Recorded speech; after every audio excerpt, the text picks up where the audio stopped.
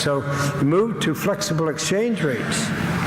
And now the world looks different. It's not connected together. You've got the globes floating out there in space. They're no longer circulating around the dollar. What made flexible exchange rates possible was that it never really came into being, because the dollar served a role still, because of its size, as the unit of account of the system. So all exchange rates could be related to the dollar.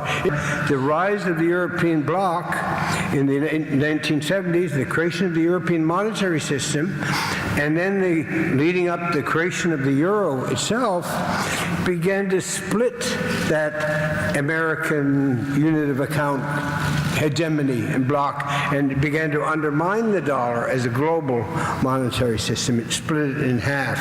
Under the gold standard, there were no systemic crises. There were problems with the gold standard, maybe too much supply of gold or too little, or going on or going off gold, but no basic problems with the system itself. Under the Bretton Woods system, there were national crises under it, but there's no systemic crisis in it. But after the system broke up in 1971, the dollar put off gold, you had floating exchange rates, then you had a whole series of different crises. I'll just put down the ones, of course, you remember immediately, of the oil crisis. Suddenly, once the dollar was taken off gold, already you had in motion what was going to happen. In 1974 with that, and 1979, those oil crises. And over that period, you had the sinking dollar in the late 70s, and then a soaring dollar in the early 80s, and that caused the savings and loan crisis, and it caused the international debt crisis. Developing countries would borrow at cheap dollars, and they were being pushed into borrowing, and governments always love to borrow if they can borrow what they think is cheaply, and then they had to pay back in expensive dollars later, and that was, Mexico was the one that first created that crisis. Then so the exchange rates were, instability was involved in that issue. Then the IMF Asian crisis, and it was that huge depreciation of the yen against the dollar that rocked all those countries that were holding on to the dollar into the crisis. That was the cause of the Asian crisis.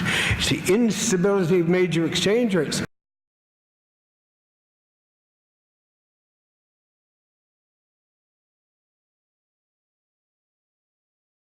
And you have an even better example in the 2008 period, debacle, as I think of it.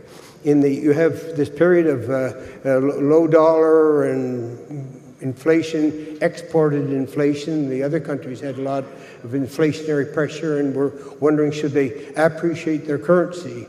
But what happened, the euro went up to $1.64 in June of 2008. And at that time, the inflation rate was 5.5%.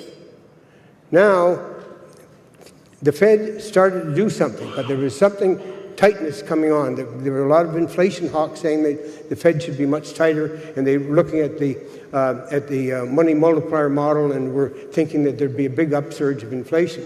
So the Fed did some tightening, and the dollar started to soar. What effect did that have on the economy? Well, the inflation rate went down from 5.5% in June, as I said, of 2008, down to 0 at the end of the year, and then minus 2% in March when Bernanke introduced his first QE1.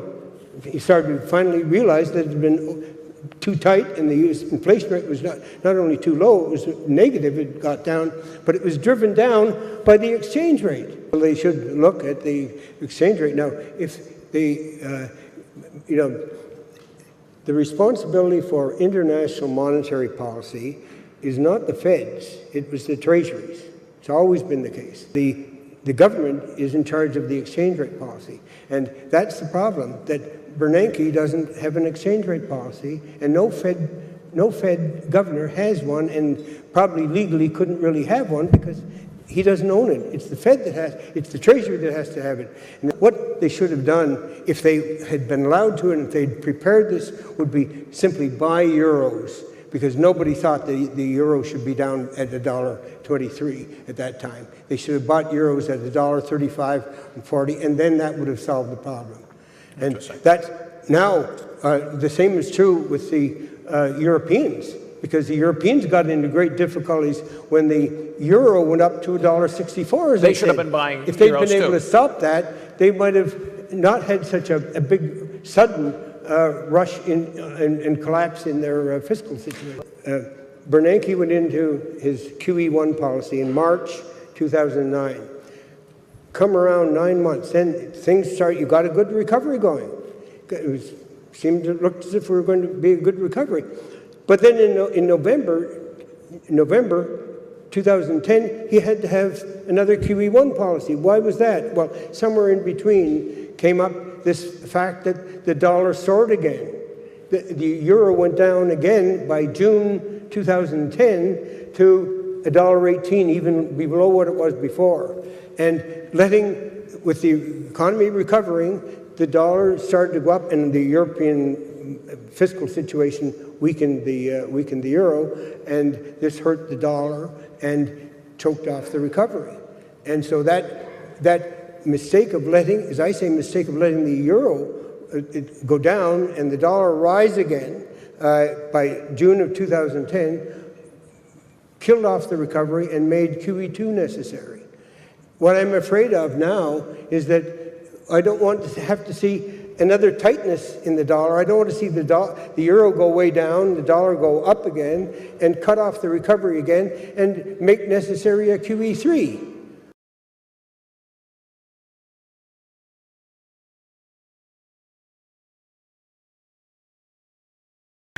What happened here is that the creation of the euro now aggravated the importance of swinging exchange rates, because it created, before the dollar still could represent the mainstream of the world. Now there's two big blocks out there, two big blocks.